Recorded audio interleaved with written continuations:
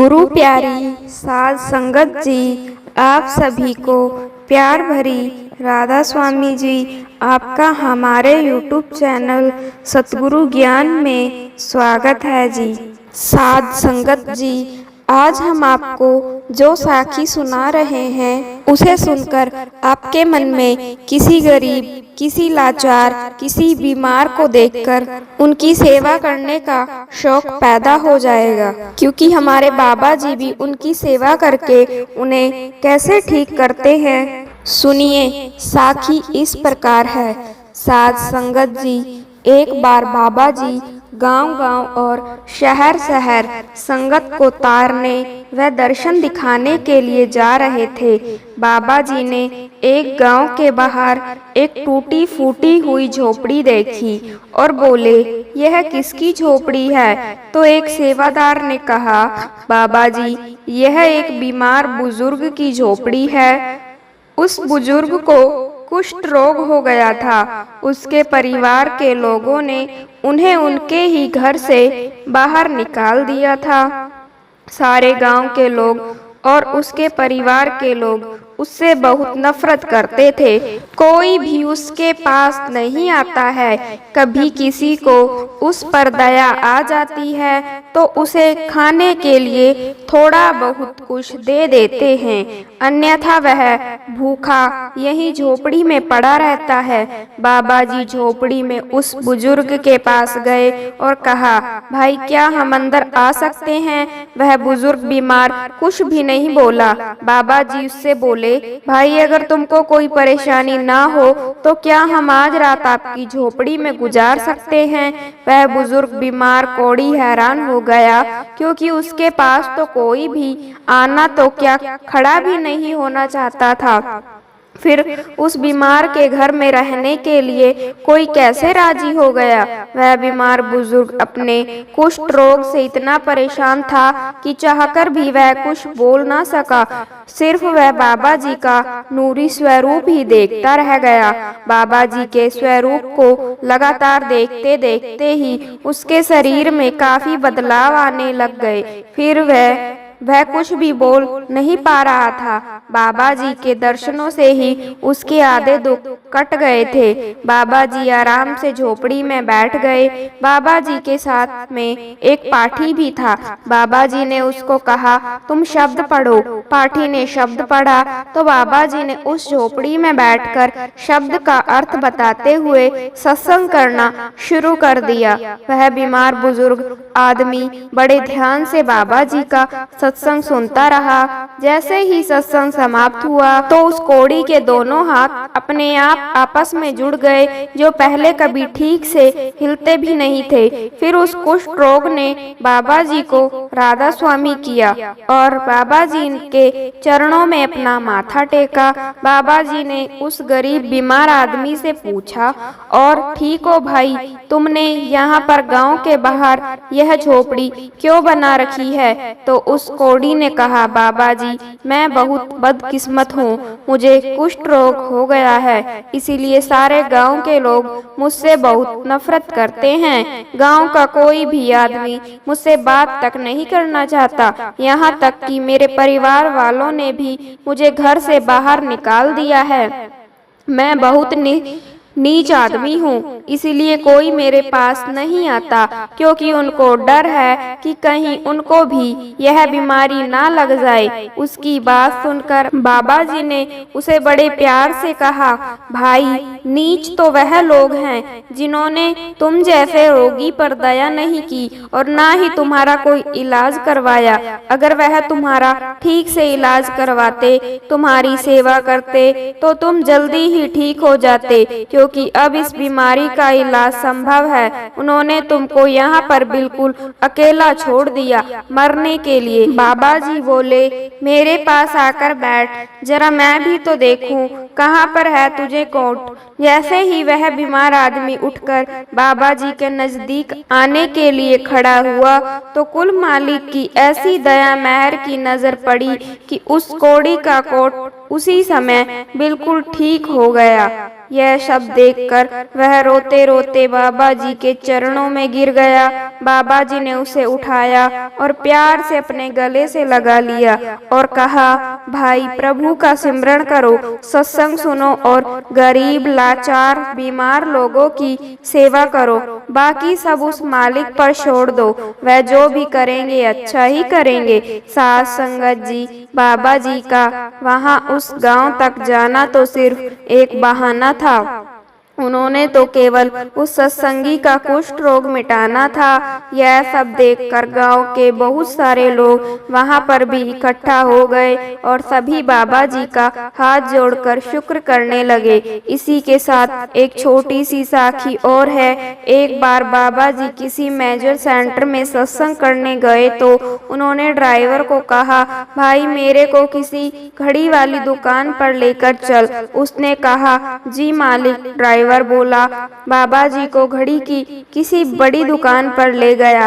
बाबा जी बोले, नहीं, इधर पास गली में देख, शायद कोई घड़ी की दुकान और हो। ड्राइवर के साथ जो सेवादार था वह जाकर देखकर आया कि गली में घड़ी की दुकान है, तो बाबा जी गाड़ी से उतरकर उस दुकान पर गए और बोले, भाई कोई अच्छी सी घड़ी दिखा दो। दुकान पर जो लड़का खड़ा था वह बाबा जी को घड़ी दिखाने लगा। वह लड़का बार बार बाबा जी को एक ऐसी जैसी घड़ियां ही दिखाता जा रहा था। बाबा जी के साथ खड़े सेवादार ने कहा, भाई कोई बढ़िया सी घड़ी दिखाओ। तभी बाबा जी बोले, लगता है यह काफी परेशान है। बाबा जी ने उससे प्यार से पूछा, क्या बात है बेटा, तू परेशान क्यों लग रहा है? क्योंकि बाबा जी तो सब जानते थे। वह लड़का बोला, आज हमारे शहर में ब्यास वाले बाबा जी का सत्संग करने के लिए आ रहे हैं।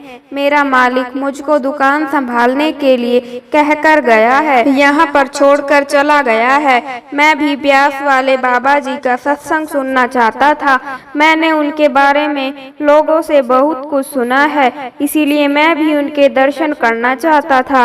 वह अंदर से इतना परेशान था कि रोने लग गया। तो बाबा जी के साथ जो सेवादार था बोला, भाई तू रोता क्यों है, तू यहीं पर ही उनके दर्शन कर ले। वह रोते रोते बोला, क्या? तो सेवादार ने कहा, हाँ भाई हाँ, यही तो है ब्यास वाले बाबा जी। उनसे तेरी तरफ देखी नहीं गई और तुझे दर्शन देने के लिए उनको यहाँ पर तुम्हारी दुकान पर आना पड़ा। उस लड़के के मुंह से आवाज भी नहीं निकल रही थी। वह जल्दी से काउंटर से बाहर आकर बाबा जी के चरणों में गिर गया और बोला, सतगुरु जी, आपको मुझसे मिलने के लिए यहाँ पर आना पड़ा। आपका बहुत बहुत शुक्रिया। मैंने तो सोचा भी नहीं था कि मुझे कभी आपके दर्शन होंगे। बाबा जी ने उसे अपने गले से लगा लिया और माला माल कर दिया। ऐसे हैं हमारे प्यारे प्यारे बाबा जी, जो हमारे अंदर की तड़प को देख लेते हैं और दर्शन देने के लिए कहीं पर भी पहुँच जाते हैं। वह लड़का बाबा जी का बार बार शुक्रिया करने लगा। शुक्र मालिक का शुक्र अदा किया। साध संगत जी, अगली साखी को भी अंत तक सुने। साध संगत जी, एक बहुत ही प्यारी साखी है जिसमें जीवन का सच है। अगर आपने समझ लिया तो जीवन आसान हो जाएगा। एक आदमी के घर एक सन्यासी मेहमान बनकर आया। वह सन्यासी बहुत से देशों की यात्रा कर चुका था। बातचीत करते करते सन्यासी ने उस आदमी से कहा, क्या तुम छोटी मोटी खेती में लगे रहते हो? दूर देश की यात्रा पर जब मैं निकला था तो मैंने देखा वहाँ तो जमीन इतनी सस्ती है कि लगभग मुफ्त ही मिल जाती है। तुम यह जमीन बेच बाच के यहाँ छोड़ छाड़ के माधवेश्वरी, वहाँ की जमीन बहुत उपजाऊ है और वहाँ के लोग तो इतने सीधे सीधे हैं कि तुम्हें मुफ्त में ही जमीन दे देंगे। बस फिर क्या था, आदमी के मन में लालच जाग गया। उसने दूसरे ही दिन अपनी सारी जमीन बेच डाली और माधवेश्वर की राह पकड़ ली। जब वह माधवेश्वर पहुँचा तो उसे सन्यासी की बात एकदम सच लगी। वहाँ के लोग तो सच में सीधे साधे थे। उस आदमी ने माधवेश्वर के लोगों से कहा, मैं यहाँ जमीन खरीदने आया हूँ। उन लोगों ने उत्तर दिया, यहाँ जमीन खरीदने का एक ही तरीका है, जितना पैसा तुम अपने साथ लेकर आए हो वह यहाँ रख दो और कल सुबह सूरज उगने से पहले यहाँ आ जाना। सूरज उगते ही तुम जमीन घेरने के लिए निकल पड़ना और सांझ को सूरज ढलने के साथ तुम यहीं पहुँच जाना जहाँ से तुमने शुरुआत की है। तुम जितनी जमीन घेर सकते हो घेर लेना, जितना तुम चलते जाओगे उतनी जमीन तुम्हारी होती जाएगी। बस एक बात का ख्याल रखना, सूरज उगने से पहले जहाँ से शुरू किया है सूरज डूबने से पहले वहीं खत्म करना होगा। रात भर सो नहीं सका वह आदमी, रात भर योजना बनाता रहा कि कितनी जमीन घेरे। सूरज निकलते ही वह आदमी भागने लग गया, साथ में रोटी भी ले ली, पानी भी ले लिया। सारा गांव इकट्ठा हो गया और वह भाग पड़ा। सोचा कि चलते चलते खा लेगा, चलते चलते पानी पी लेगा, रुककर खाने का क्या मतलब है, समय खराब होगा। ज्यादा से ज्यादा जमीन जो घेरनी थी, चलना क्या था, बस दौड़ना था।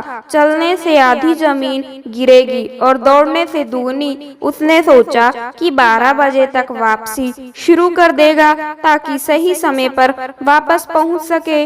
12 बज गए, 1 भी बज गया, मीलों चल चुका था। ना लालच का अंत हो रहा था, ना उपजाऊ जमीन का। सोचा एक ही तो दिन की बात है, आज की ही तो मेहनत है, फिर ज्यादा से ज्यादा जमीन होगी। मेरी ना भोजन किया ना पानी पिया, बस दौड़ता ही रहा।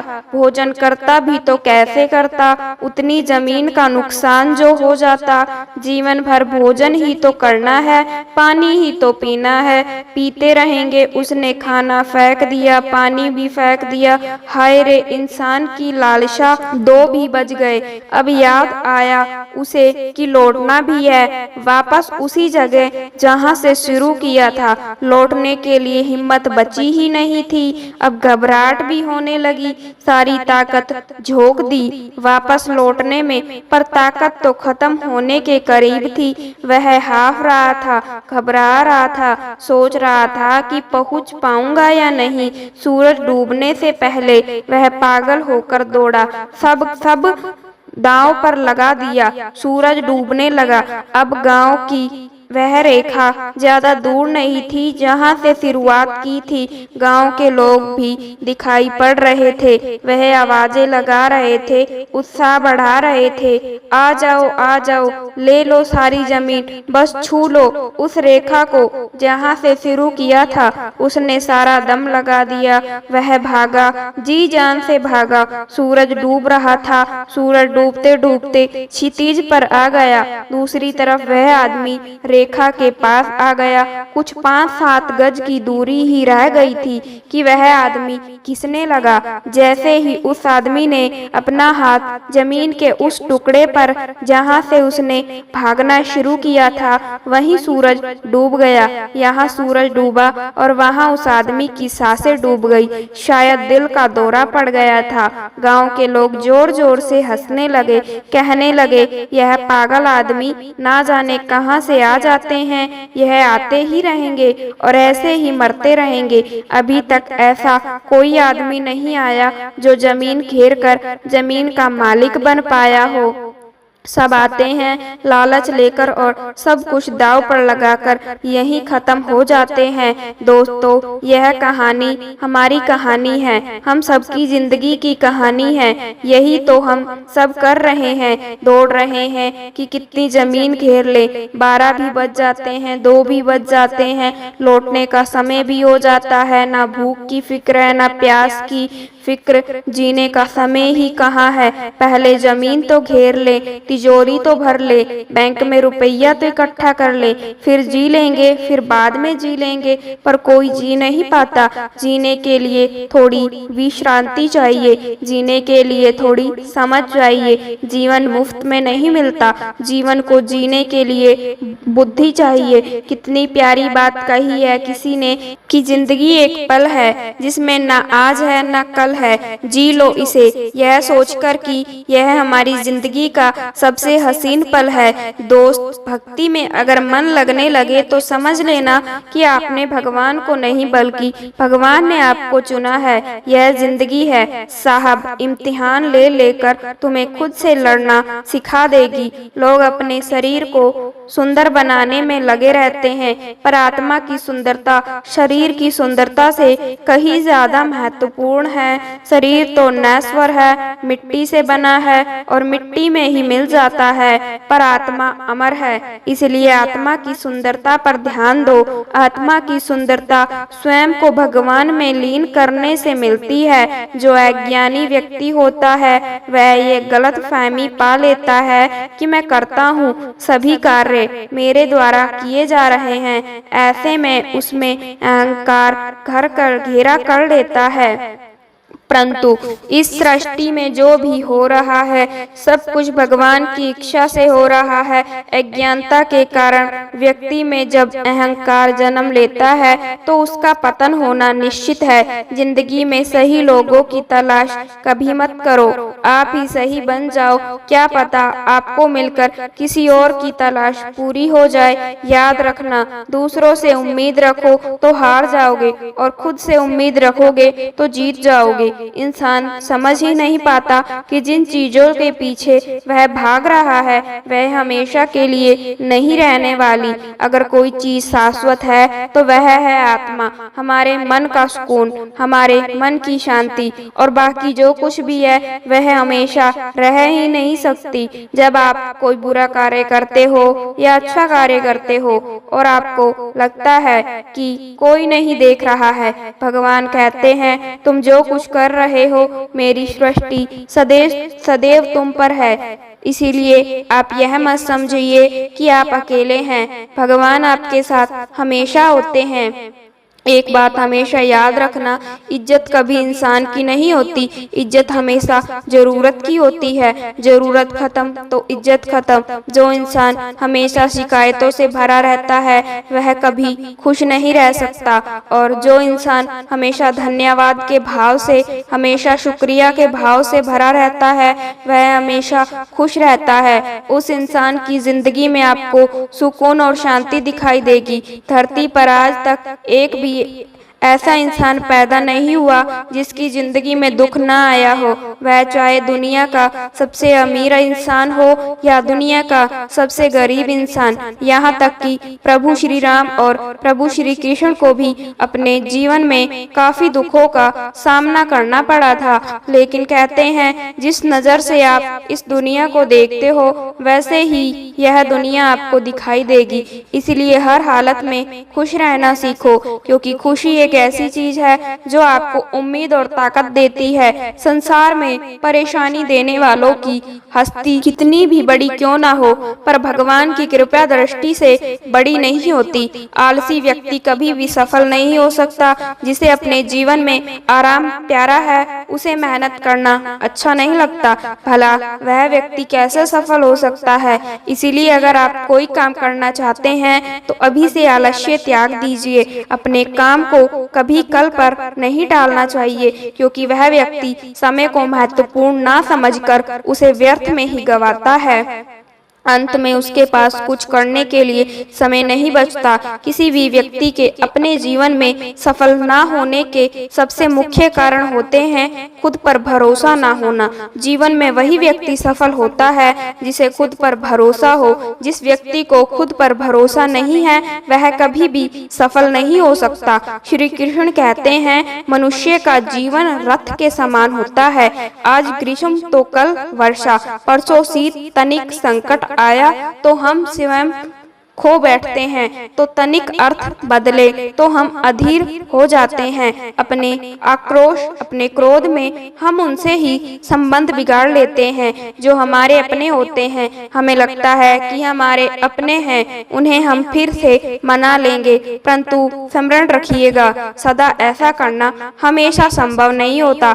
सागर की ऊंची लहरों को तट सहता है, और यदि तट ही टूट जाए तो बाढ़ आ जाती है। हमारे संबंध संबंध दूध की भांति होते हैं। दूध ताप पर उबाल सकता है, परंतु यदि उसमें खटास आ जाए तो फट भी जाता है, और फटे दूध को चाहे कितना भी कर लो, उसमें से माखन नहीं निकलेगा। इसीलिए अपने संबंधों को संभाल कर निभाना चाहिए। श्री कृष्ण कहते हैं, जो व्यक्ति अपने अहंकार से भारी हो जाता है, जिसमें अभिमान भर जाता है, वह उस पत्थर की भांति हो जाता है जो भारी होने के कारण नदी की धारा में डूबकर अस्तित्व को खो देता है। अगर किसी लक्ष्य, किसी खुशी या सफलता की प्राप्ति में लंबा समय लग रहा है, प्रतीक्षा की अवधि अधिक है, तो हो सकता है आपकी अपेक्षा से ज्यादा आपको मिलने वाला है। अपने कर्म पर अडिग रहिए और विश्वास रखिए उस ईश्वर पर जो आपके कर्म की परीक्षा ले रहा है।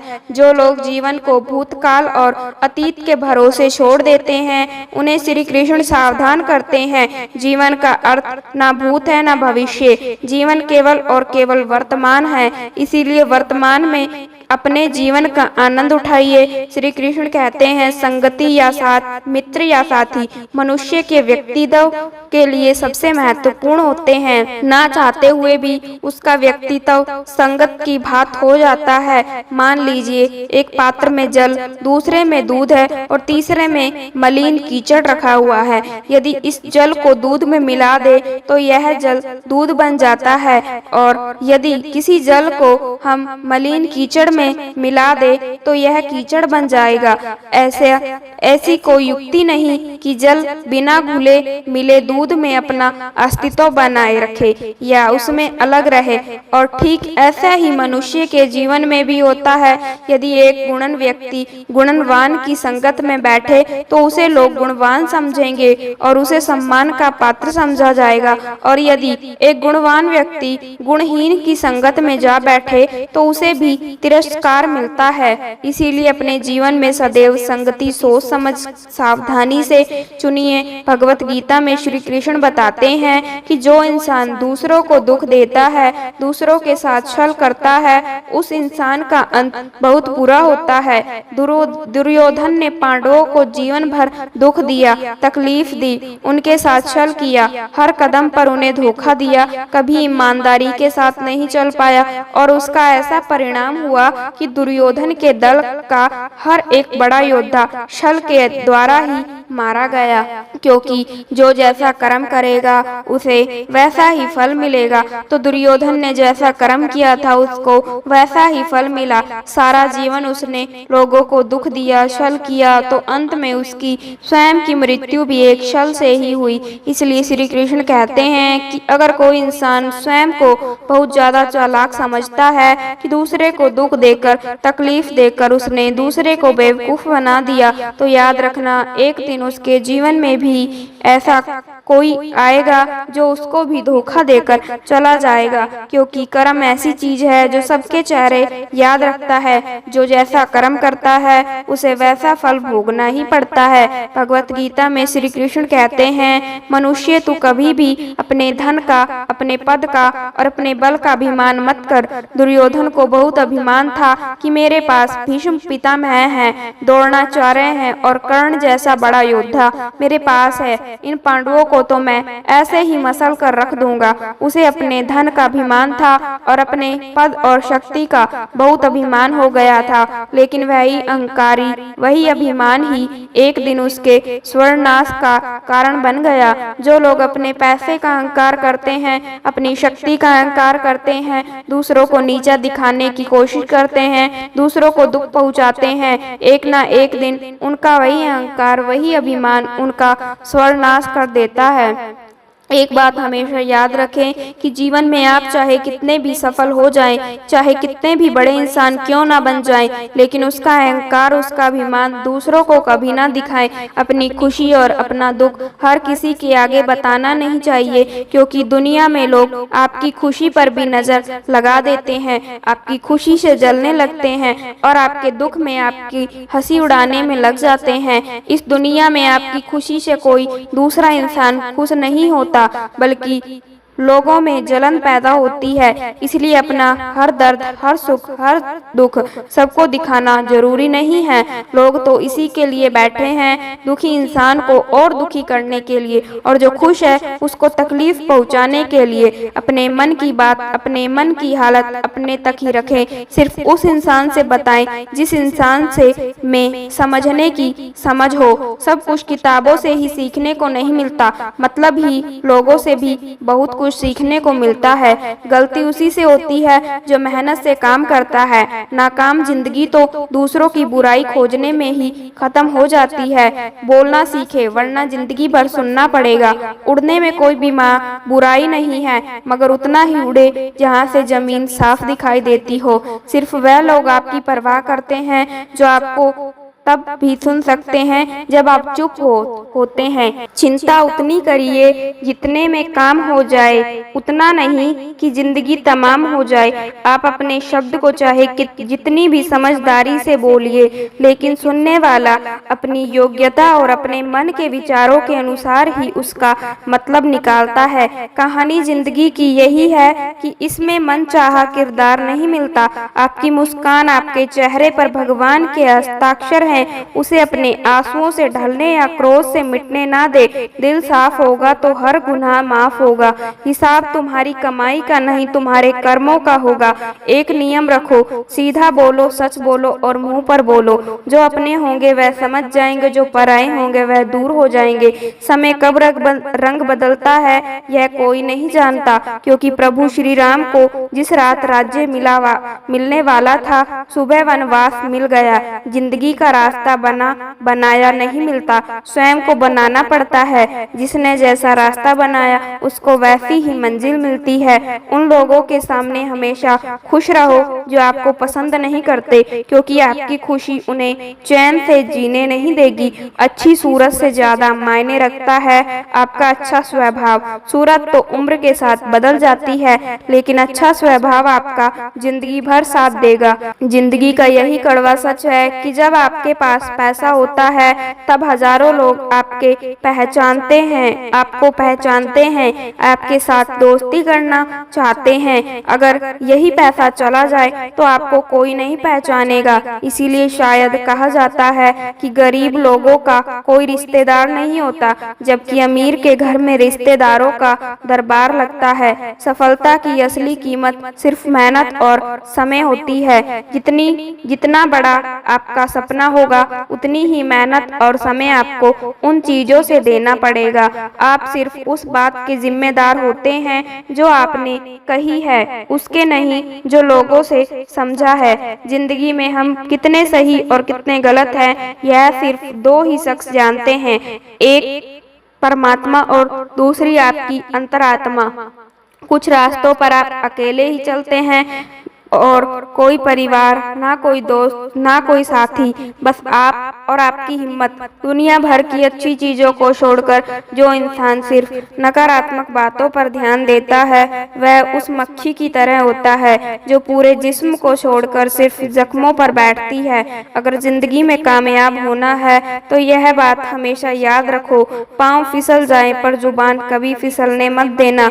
आपने चुंबक को तो देखा ही होगा, कैसे वह लोहे की ओर आकर्षित होती है और कैसे वह लोहे को अपनी ओर आकर्षित करती है, क्योंकि उसके स्वभाव में ही आकर्षण है। हम सबके भीतर भी एक ऐसा ही चुंबक होता है, विचारों का चुंबक, जो सदा अपने ही जैसे विचारों को आकर्षित करता है। हम जो बोलते हैं वही करते हैं, उसी प्रकार हम जो सोचते हैं वैसा ही पाते हैं। कोई साधु ईश्वर का नाम जपता है तो उसे ईश्वर मिल जाता है, अर्थात फल हमारी सोच पर ही निर्भर करता है। इसलिए हमेशा सकारात्मक सोचिए। कहते हैं सब्र कोई कमजोरी नहीं होती, बल्कि यह वह ताकत होती है जो सभी में नहीं होती। दुआएं कभी खाली नहीं जाती, बस सही वक्त पर कबूल होती है। मनुष्य अपने विश्वास से निर्मित होता है। जैसा वह विश्वास करता है वैसा ही वह बन जाता है। हर चीज की नकल की जा सकती है लेकिन चरित्र और व्यवहार नहीं। अपनी सोच को काबू में रखिए क्योंकि आपकी सोच ही असलियत का रूप लेगी। अगर नीयत अच्छी हो तो नसीब कभी बुरा नहीं होता। वक्त बनाने वाले को जरा सा वक्त देकर देखो, वह आपका वक्त बदल देगा। दिमाग में विचारों की भीड़ जितनी कम होगी जिंदगी का सफर उतना ही आसान होगा। मन का झुकना भी बहुत जरूरी है। सिर्फ सर झुकाने से भगवान नहीं मिलते। अगर आप उन बातों और परिस्थितियों की वजह से चिंतित हो जाते हैं जो आपके नियंत्रण में नहीं है तो इसका परिणाम समय की बर्बादी और पछतावा है। आप दुख पर ध्यान देंगे तो हमेशा दुखी रहेंगे। आप सुख पर ध्यान देंगे तो हमेशा सुखी रहेंगे क्योंकि आप जिस पर ध्यान देते हैं वही चीज संक्रिय हो जाती है। श्रीमद् भगवत गीता में भगवान श्री कृष्ण कहते हैं कि जिस तरह प्रकाश की ज्योति अंधेरे में चमकती है ठीक उसी प्रकार सत्य भी चमकता है। इसलिए मनुष्य को हमेशा सत्य की राह पर चलना चाहिए। मृत्यु एक अटल सत्य है जिसे कभी बदला नहीं जा सकता है। इस संसार का जब से निर्माण हुआ है तब से जन्म मृत्यु का चक्र चलता आ रहा है। कोई मनुष्य चाहे लाख चीज जान ले, चाहे वह पूरे जगत को जान ले, लेकिन अगर वह स्वयं को नहीं जान पाया तो वह अज्ञानी है। अगर कोई आपको ठुकरा दे तो बुरा मत मानना क्योंकि वह वास्तव में आपकी कीमत नहीं जानता। बुरा वक्त गुजर जाता है, बस ऊपर वाले को हमारा सब्र आजमाना होता है। चेहरे पर हमेशा मुस्कान का यह मतलब नहीं कि जीवन में संघर्ष नहीं है, बस ऊपर वाले पर भरोसा ज्यादा है। जिंदगी में अगर कुछ बड़ा करना है तब दो चीज हमेशा याद रखना कि जो खोया है उसका गम नहीं, जो पाया है वह भी किसी से कम नहीं। खराब तबीयत से व्यक्ति उतना कमजोर नहीं होता, उससे ज्यादा वह नकारात्मक विचारों से थकता है। जिंदगी में हम कितने सही और कितने गलत हैं यह सिर्फ दो ही शख्स जानते हैं, परमात्मा और दूसरी हमारी अंतरात्मा। नकारात्मक विचारों को अपने मन में प्रवेश करने की अनुमति ना दो क्योंकि यही वह चीज होती है जो हमारा आत्मविश्वास कम कर देती है। कामयाबी कुछ नहीं, बस एक नाकामयाब व्यक्ति के संघर्ष की कहानी होती है। आपके खिलाफ होने वाली बातों को खामोशी से सुन लीजिए। यकीन मानिए वक्त उन्हें बेहतर जवाब देगा। जिसने अपने को वश में कर लिया है उसकी जीत को देवता भी हार में नहीं बदल सकते। अगर लोग आपकी अच्छाई को आपकी कमजोरी समझते हैं तो यह उनकी समस्या है। आप आईना हो, आईना बने रहो। फिक्र वो करें जिनकी सूरत खराब है। श्रीमद् भगवत गीता में भगवान श्री कृष्ण कहते हैं कि हे अर्जुन, तुम्हारा क्या गया जो तुम रोते हो? तुम क्या लाए थे जो तुमने खो दिया? तुमने क्या पैदा किया था जो नष्ट हो गया? तुमने जो लिया यहीं से लिया, जो दिया यहीं पर दिया। जो आज तुम्हारा है कल किसी और का होगा क्योंकि परिवर्तन ही संसार का नियम है और समय के साथ संसार में हर चीज परिवर्तन के नियम का पालन करती है। भगवान श्री कृष्ण कहते हैं कर्म योग ही वह योग है जिसके माध्यम से हम अपनी जीवात्मा से जुड़ पाते हैं। कर्म योग हमारे आत्मज्ञान को जागृत करता है। इसके बाद हम न केवल अपने वर्तमान जीवन के उद्देश्यों को बल्कि जीवन के बाद की अपनी गति का पूर्वाभास प्राप्त कर सकते हैं। इस योग में कर्म के द्वारा ईश्वर की प्राप्ति की जाती है। श्रीमद् भगवत गीता में कर्म योग को सर्वश्रेष्ठ माना गया है। गृहस्थ और कर्मठ व्यक्ति के लिए यह योग अधिक उपयुक्त है। कर्म योग सिखाता है कि कर्म के लिए कर्म करो, आसक्ति रहित होकर कर्म करो। कर्म योगी इसीलिए कर्म करता है कि कर्म करना उसे अच्छा लगता है और इसके परे उसका कोई हेतु नहीं है। कर्म योगी कर्म का त्याग नहीं करता, वह केवल कर्म फल का त्याग करता है और कर्म जनित दुखों से मुक्त हो जाता है। उसकी स्थिति इस संसार में एक दाता के समान है और वह कुछ भी पाने की भी कभी चिंता नहीं करता। वह जानता है कि वह दे रहा है और बदले में कुछ मांगता नहीं है।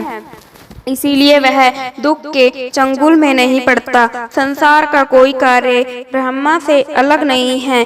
इसीलिए कार्य की प्रकृति कोई भी हो, निष्काम कर्म सदा ईश्वर को ही समर्पित हो जाता है। अर्जुन, पूर्व जन्म का कारण वासनाओं या अतिरिक्त कामनाओं का संचय है। कर्म योगी कर्म फल के चक्कर में ही नहीं पड़ता, अतः वासनाओं का संचय भी नहीं होता। इस प्रकार कर्म योगी पूर्व जन्म के बंधन से भी मुक्त हो जाता है। भगवान श्री कृष्ण कहते हैं, मनुष्य का मन वायु की तरह चंचल है। यह मन ही है जो मनुष्य को काम वासनाओं की तरफ भटकाता रहता है। अगर जीवन को सफल बनाना है तो मन पर काबू करना बहुत जरूरी है। मन को वश में करने से दिमाग की शक्ति केंद्रित होती है, जिससे कार्यों में सफलता मिलने लगती है। गीता के अनुसार जिस व्यक्ति ने अपने मन पर काबू पा लिया, वह मन में पैदा होने वाली बेकार की चिंताओं और इच्छाओं से भी दूर रहता है। साथ ही वह व्यक्ति अपने लक्ष्य को भी आसानी से प्राप्त कर लेता है।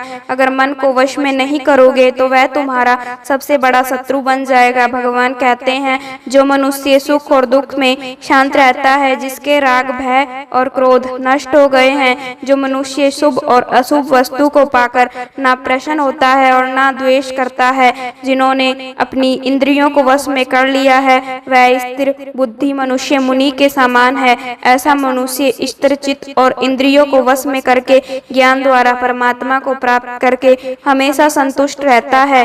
क्रोध मनुष्य को नरक की ओर ले जाने वाला द्वार है। क्रोध करने से व्यक्ति का मन अशांत हो जाता है और उसकी स्मरण शक्ति भ्रमित हो जाती है।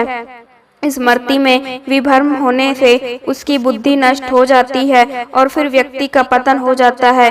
भगवान श्री कृष्ण कहते हैं, मनुष्य को क्रोध करने से बचना चाहिए। कितना भी गुस्सा आए, स्वयं को शांत रखने का प्रयास करें। जिस प्रकार समुद्र की स्थिति अचल है, भारी से भारी आंधी तूफान आने पर या अनेक नदियों के जल प्रवाह उसमें प्रविष्ट होने पर भी वह अपनी स्थिति से विचलित नहीं होता, मर्यादा का त्याग नहीं करता, उसी प्रकार परमात्मा के स्वरूप में स्थित योगी की स्थिति भी सर्वथा अचल होती है। बड़े से बड़े सांसारिक सुखों दुखों का संयोग वियोग होने पर भी उसकी स्थिति में जरा भी अंतर नहीं पड़ता। वह योगी परमात्मा में नित्य निरंतर अटल और एक रस स्थित रहता है। जो मनुष्य संपूर्ण कामनाओं को त्याग कर ममता रहित, अहंकार रहित और मोह रहित होकर विचरण करता है, वही मनुष्य शांति को प्राप्त कर पाता है। जो दर्द आज सह रहे हो, आगे चलकर वही तुम्हारी ताकत बनेगा। मुसीबत में अगर मदद मांगना हो तो सोचकर मांगना, क्योंकि मुसीबत थोड़ी देर के लिए ही होती है और एहसान जिंदगी भर का। तजुर्बे उम्र से नहीं बल्कि हालातों से आते हैं। जमाने में आए हो तो जीने का हुनर भी रखना। दुश्मन से कोई खतरा नहीं, बस अपनों पर नजर रखना। रात भर गहरी नींद आना इतना आसान नहीं, उसके लिए दिन भर ईमानदारी से जीना पड़ता है। अपनी कमियों को सिर्फ हम दूर कर सकते हैं और कोई नहीं, बाकी सब केवल इनका फायदा उठाना जानते हैं। समय के पास इतना समय नहीं कि वह आपको दोबारा समय दे सके। जो बदला जा सके उसे बदलिए, जो बदला ना जा सके उसे स्वीकार कीजिए और जो स्वीकार ना हो सके उसे दूर हो जाइए, लेकिन खुद को खुश रखिए। वह भी एक बड़ी जिम्मेदारी है। जब हम अपने रिश्तों के लिए वक्त नहीं निकाल पाते, तब वक्त हमारे बीच से रिश्ता निकाल देता है। जो आपकी बुराई करते हैं उन्हें करने दो, क्योंकि बुराई वही करते हैं जो बराबरी नहीं कर सकते। झूठ भी कितना अजीब है, खुद बोलो तो अच्छा लगता है और दूसरे बोले तो गुस्सा आता है। अगर खुश रहना चाहते हैं तो लोगों की बातों पर कम और अपने विचारों पर ज्यादा ध्यान दें। भगवान पर विश्वास बिल्कुल उस बच्चे की तरह करो जिसको हवा में उछालो तो वह हंसता है, डरता नहीं, क्योंकि वह जानता है कि आप उसे गिरने नहीं दोगे। श्रीमद् भगवत गीता में भगवान श्री कृष्ण कहते हैं कि हे अर्जुन, मेरा इन तीनों लोकों में ना तो कुछ कर्तव्य है और ना ही कोई वस्तु मेरे प्राप्त करने योग्य है। फिर भी मैं कर्म करते करते हुए अपने कर्तव्य का निर्वाह करता हूँ। हे पार्थ, यदि मैं कर्मों को करने में सावधानी ना बरतूं तो बड़ा अनर्थ हो जाएगा, क्योंकि मनुष्य सब प्रकार से मेरे ही मार्ग का अनुसरण करते हैं।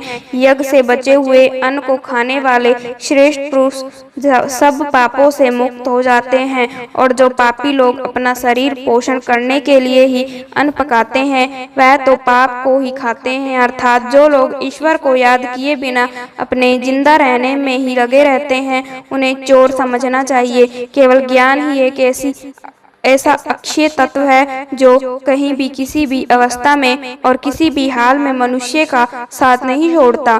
धरती पर जिस प्रकार मौसम में बदलाव आता है उसी प्रकार जीवन में भी सुख दुख आता जाता रहता है। युद्ध हो या जीवन सफलता केवल 3 शस्त्रों से प्राप्त होती है, धैर्य, धर्म और साहस। सेवा सबकी कीजिए मगर आशा किसी से मत रखिए, क्योंकि सेवा का सही मूल्य भगवान ही दे सकता है, इंसान नहीं। नियत साफ हो तो 1 लोटा जल भी कबूल है, वरना दिखावे के तो 5 भोग भी फिजूल है। कहाँ मिलता है कोई ऊपर वाले के सिवा समझने वाला, जो भी मिलता है बस समझाकर चला जाता है। भगवान के फैसले पर कभी शक मत करना। अगर सजा मिल रही है तो कोई गलती भी अवश्य ही होगी। अगर आप सही हो तो कुछ साबित करने की कोशिश ना करो, बस सही बने रहो। गवाही खुद वक्त देगा। वहाँ बैठकर रोना बहुत सुकून देता है, जहाँ कृष्ण के सिवाय कोई और सुनने वाला ना हो। जितना इंतजार वह आपसे करवा रहा है, समय आने पर इतना देगा कि संभाल भी नहीं पाओगे। मित्रता आवश्यक है, संबंध भी आवश्यक है, परंतु जीवन की कठिन परिस्थिति यह दर्शाती है कि अकेले रहने की कला का आना भी आवश्यक है। दीपक का जीवन इसलिए वंदनीय नहीं है कि वह जलता है, बल्कि इसीलिए वंदनीय है कि वह दूसरों के लिए जलता है, दूसरों से नहीं जलता। जीवन में कभी मौका मिले तो किसी के लिए सारथी बनना, स्वार्थी नहीं। किससे कब और कितना बोलना है, अगर तुमने यह समझ लिया तो तुम अपनी जिंदगी के सार्थक बन चुके हो। कामयाबी और नाकामयाबी दोनों जिंदगी के हिस्से हैं और दोनों स्थायी नहीं है। जिंदगी की आधी शिकायतें यूं ही दूर हो जाएंगी अगर लोग एक दूसरे के बारे में बोलने की जगह एक दूसरे से बोलना सीख जाएंगे। विश्वास किसी पर इतना करो कि वह तुम्हारे साथ छल करते समय खुद को दोषी समझे, और प्रेम किसी से इतना करो कि उसके मन में सदैव तुम्हें खोने का डर बना रहे। 4 वेदों का अर्थ नहीं भी जानो तो कोई बात नहीं, लेकिन समझदारी, जवाबदारी, वफादारी और ईमानदारी, इन 4 शब्दों का मर्म जान लो तो भी जीवन सार्थक हो जाएगा। दुखों की प्राप्ति होने पर जिसके मन में उद्वेग नहीं होता, सुखों की प्राप्ति में जो सर्वथा मोह रहित है, तथा जिसके राग, भय और क्रोध नष्ट हो गए हैं, ऐसा मुनि स्थिर बुद्धि कहा जाता है। जिस प्रकार के कछुआ सब ओर से अपने अंगों को जैसे समेट लेता है, वैसे ही जब पुरुष इंद्रियों के विषय से इंद्रियों को सब प्रकार से हटा लेता है, तब उसकी बुद्धि स्थिर है। अर्जुन, जिस काल में तेरी बुद्धि मोह रूपी दलदल को भली भांति पार कर जाएगी, उस समय तू सुने हुए और सुनने में आने वाले इस लोक और परलोक संबंधी सभी भोगों से वैराग्य को प्राप्त हो जाएगा। हे पार्थ, धर्म से भरा हृदय धर्म का परमार्थ देता है, और अधर्म से भरा हृदय अधर्म का परमार्थ देता है। कान्हा कहते हैं, दुष्ट लोगों की भलाई कभी नहीं करनी चाहिए, क्योंकि बिच्छू को आप कितना भी प्यार कर लो फिर भी वो डंक ही मारेगा। श्री कृष्ण कहते हैं, लोग तुम्हारी कदर तभी करेंगे जब तुम भी उन्हें उन्हीं की तरह नजरअंदाज करना सीख जाओगे। जिन्हें उधार लेने और दूसरों में एहसान लेने की आदत होती है, वह हमेशा तनाव में घिरे रहते हैं। उस इंसान की कदर कम की जाती है जमाने में जो दूसरे की कदर नहीं करता। किसी को इतना भी सर पर मत बैठा लेना कि सर दर्द बन जाए, और किसी को इतनी भी खुशामंद मत करना कि वह आपके लिए बेकदर हो जाए। आईने में जो दिखता है उसके अलावा किसी और पर आंख मूंद कर भरोसा मत करना, क्योंकि जो आज तक आपकी कदर करना नहीं छोड़ रहे हो सकता है कल आपको बेइज्जत करने में कोई कसर न छोड़े। दूर रहना उन लोगों से जो आपकी कदर तब तक करते हैं जब तक काम हो। जल्दबाजी में कोई भी फैसला ना ले, क्योंकि जल्दबाजी में लिया गया फैसला अक्सर गलत हो जाता है। अपने पंखों पर भरोसा रख, हवाओं के भरोसे तो पतंगे उड़ा करती है। यहाँ गरीबी जमीन पर पड़ी रोटी भी हंसी खुशी खा लेता है। और अमीर हाथ से मिली रोटी की भी कदर नहीं करता। जो मिला नहीं उसे पाने की ख्वाहिश जरूर करना, पर जो मिला है उसकी बेकदरी कभी मत करना। प्यार का असर उस रिश्ते में खत्म हो जाता है जहाँ एक दूसरे की कदर करना कम हो जाती है। जिन्हें जो कहना है कहने दो, उनको हम नहीं वक्त जवाब देगा, क्योंकि भरोसा करता है तू गैरों पर, जब चलना है अपने ही पैरों पर। जिन्हें नींद से प्यार है वह सुहा सपने देखते रहते हैं, पर जिन्हें सपनों की कदर है उन्हें नींद तक नहीं आती। जहाँ रहने के लिए घर मिल जाए पर घर के लोगों से कदर न मिले, ऐसे घर पर रहने से अच्छा है सड़क पर रहना है। श्रीमद् भगवत गीता में भगवान श्री कृष्ण कहते हैं कि जो ना कभी हर्षित होता है, ना किसी से द्वेष करता है, ना शोक करता है, ना कामना करता है, जो शुभ और अशुभ संपूर्ण कर्मों का त्यागी है, वह ज्ञानी मनुष्य मुझको अति प्रिय है। मुझे पाने के 3 तरीके हैं, ध्यान योग, ज्ञान योग और कर्म योग। इन सब में कर्म योग सबसे प्रधान है। जिस प्रकार मनुष्य अपने पुराने वस्त्रों को त्याग कर नए वस्त्र धारण करता है, ठीक उसी प्रकार आत्मा पुराने व्यर्थ शरीर को त्याग कर नए वस्त्र को धारण करता है। यदि प्रकृति का नियम है, इस सत्य को स्वीकार करके भय मुक्त होकर आज में जीना चाहिए। जो मनुष्य मुझे जान लेता है उसके लिए संसार में और कुछ भी जानना शेष नहीं रहता। ऐसा मनुष्य जन्म मरण के बंधनों से मुक्त हो जाता है। जो मनुष्य भगवत गीता को पढ़कर उस पर अमल करता है, उसके सारे दुष्कर्म का प्रभाव समाप्त हो जाता है। जो भाग्य में है वह भाग कर आएगा, और जो भाग्य में नहीं है वह आकर भी भाग जाएगा। जैसे हवा के झोंके नाव को भटका देते हैं, वैसे ही मनुष्य की इच्छाएं बुद्धि को भटका देती है। खुशी के लिए काम करोगे तो खुशी नहीं मिलेगी, लेकिन खुश होकर काम करोगे तो खुशी जरूर मिलेगी। यह चिंता छोड़िए कि लोग आपके बारे में क्या सोच रहे हैं, वह तो स्वयं इस चिंता में डूबे हैं कि आप उनके बारे में क्या सोच रहे हैं। बिना झुके खाली होना लगभग नामुमकिन है। अगर अंदर से अहंकार खाली करना है तो झुकना ही एकमात्र उपाय है। जहाँ तक दिखाई दे रहा हो वहाँ तक जाइए। जब आप वहाँ पहुँचेंगे तो आप और आगे देख पाएंगे। आंसुओं में वह खामोश दुआ है जो सिर्फ परमात्मा ही सुन सकता है। हम जो हैं उसके जिम्मेदार हम खुद हैं, और जो हम बनना चाहते हैं वह बनने की शक्ति हम अपने अंदर रखते हैं। जब कोई अपना अगला कदम पहचानने लगता है तब बड़े परिवर्तन का आरंभ हो जाता है। अगर आसमान वाले से आपके रिश्ते मजबूत हो तो जमीन वाले आपको कुछ नहीं बिगाड़ सकते। मन शांत है और उसे नियंत्रित करना कठिन है, लेकिन शांत रहकर इसे वश में किए जा सकता है। भरोसा रखें, हम जब कभी किसी का अच्छा कर रहे होते हैं तब हमारे लिए भी कुछ अच्छा हो रहा होता है।